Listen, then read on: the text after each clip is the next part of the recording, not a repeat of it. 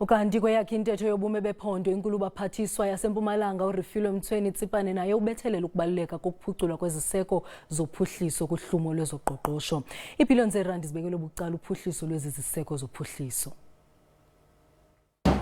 Undunankulu Mpumalanga uRefilwe Mtshweni-Tsipane undlala amahlelo wesifunda sakhe umthangalo sisekelo liqalo ndanzi ekuhlumiseni umnotho kulandela ukwakhiwa kwenkolo izindlu imbhedlela nendlela. In the next financial year, we shall invest over 5 billion rand to infrastructural projects that will aid our efforts to ensure that we create a conducive environment for socio-economic development. Kanti njengombana sikhula ngamalanga isibalo sabantu abangasebenziko kusungule isikhwama selutsha iYouth Development Fund. A further 40 million will be apportioned in the 2020-21 financial year.